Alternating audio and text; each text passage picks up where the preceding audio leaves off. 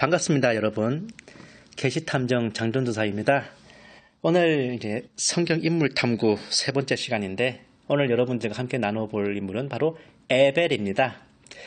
이름은 에벨, 생물 연대는 BC 2391년에서 1927년, 464년을 살았습니다. 이 사람의 주소는 처음에는 하란 땅, 그러다가 에볼라 제국이 멸망한 후에는 바빌론 일대로 압송되었죠. 직업은 BC 2300년까지는 황제였는데 그 이후에는 무직, 백수, 가족관계는 당연히 부인이 있었을 것이고 아들 2명, 벨렉과 욕단 이외에 알려지지 않은 허벌나게 많은 자녀들이 있습니다. 앞서 소개한 니므롯이 창세기에 단 몇 줄 기록됐는데도 불구하고 이후 세계사의 흐름을 모조리 뒤엎어 놓은 놀라운 사람이었죠.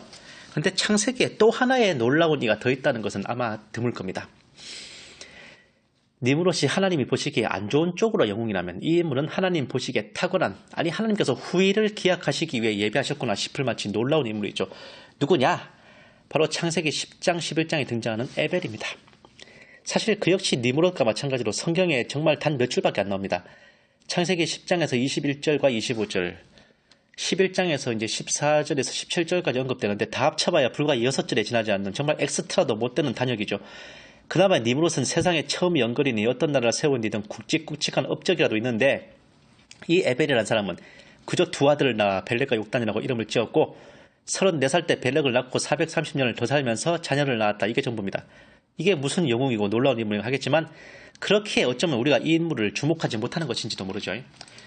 에벨은 노아의 장자 셈의 셋째 아들인 아르박삿의 아들 셀라의 아들입니다. 사실 아르박삿과 셀라는 할아버지와 손자 관계로, 아르박삿의 아들은 누가복음 3장 36절에 언급되는 가이난인데, 이 가이난이라는 양반이 세상 풍속에 물들어 신앙을 저버리고 점성술을 만들어내는 반역을 저지르자 족보에서 이름이 파여버린 겁니다. 그래야 가이난의 아들인 셀라가 할아버지인 아르박삿의 아들로 입양되고 그 셀라가 에벨을 낳아 족보가 성립되었죠. 그게 뭐 어쨌다고요? 라고 묻고 싶겠지만 그저 단순한 호구조사처럼 보이는 이 족보가 성경에서 차지하는 의미는 큽니다. 에벨은 노아로부터 이어진 신앙의 정통성을 고스란히 계승한 인물인 겁니다. 노아에게는 셈, 함, 야벳의 세 아들이 있었어요.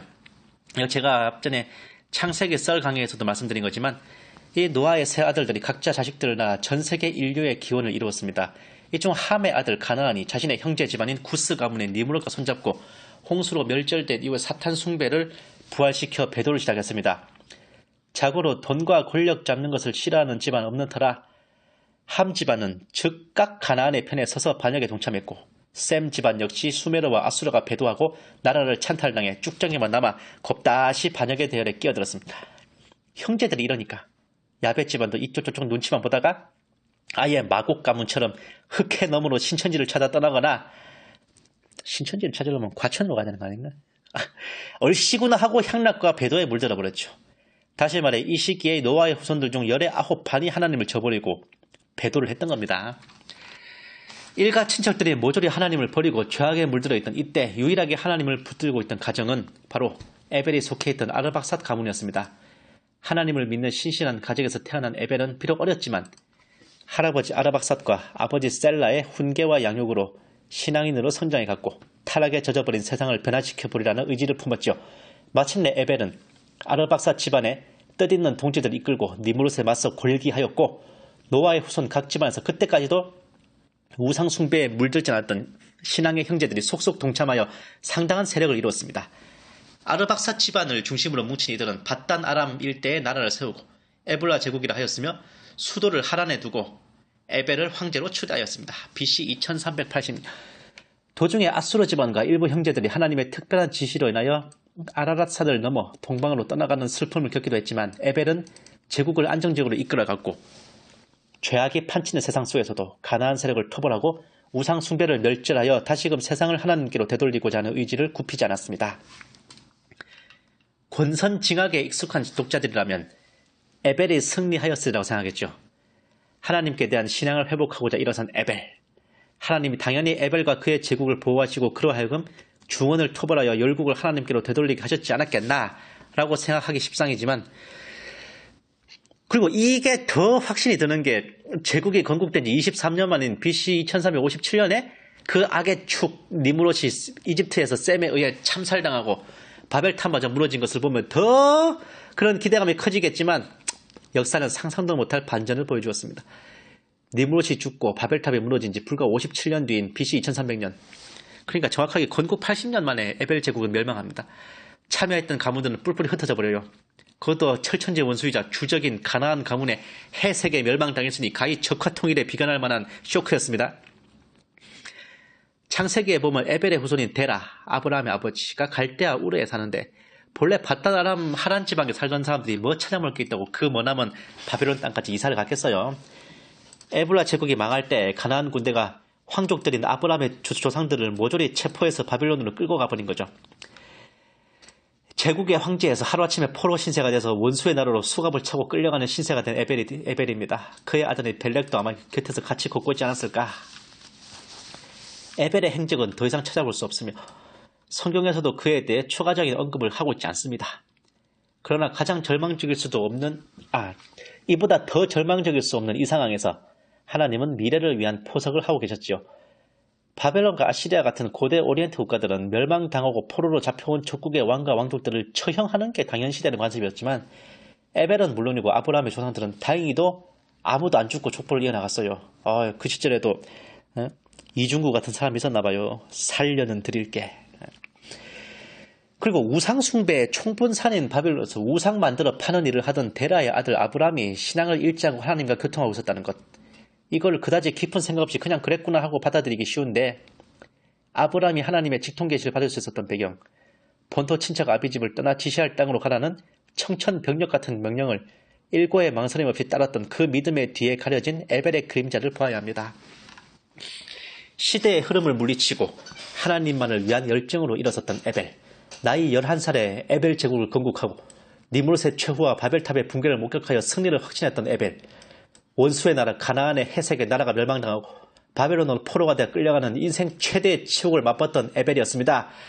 희망이라고는 찾아볼 수 없는 고난 속에서 포기하지 않고 하나님께 대한 신앙을 지키며 후손들에게 믿음을 전수한 에벨.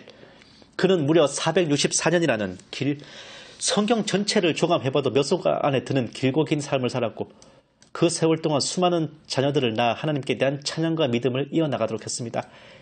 오늘날 위대한 믿음의 조상으로 존경받는 아브라함은 바로 그의 토대 위에서 나온 것이었죠. 아브라함이 사망한 후에도 무려 64년을 더 살았던 에벨은 이삭과 야곱 등 아브라함의 후손들에게도 가르침을 베풀었습니다. 그들로 하여금 조상 노아와 셈으로부터 내려온 하나님 신앙이 끊어지지 않도록 했죠. 에벨이 있었기에 그의 후손 히브리 민족은 선택받은 고귀한 백성으로 축복받을 수 있었고 모두가 하나님께 반역하는 이 세상에서 믿는 자들의 희망이 끊어지지 않게 되었습니다. 이러한 에벨의 족보는 마침내 우리 주 예수 그리스도로까지 이어지게 되었죠. 인간적인 눈으로만 보면 에벨은 아주 완벽하고 철저하게 패배하고 몰락하고 실패한 일그러진 영웅입니다. 자신의 영달과 부귀영화와 권력을 위해서가 아닌 하나님의 영광을 위한 열정으로 모두가 하나님을 반대하던 때에 유일하게 하나님 편에서 불과 11살이라는 어린 나이에 결연히 일어났습니다. 그러나 그는 패배했습니다. 그의 나라는 멸망했어요. 백성들은 떠돌이가 되어 흩어졌습니다. 에볼라라는 이름 자체가 역사 속에서 지워졌어요. 현대에 들어서야 비로소 에볼라 유적이 발굴되고 관심을 끌기 시작했지만 여전히 이런저런 논란이 많으며 신앙인 에벨이 하나님을 위해 일으킨 나라라고는 아무도 생각하지 않고 있습니다.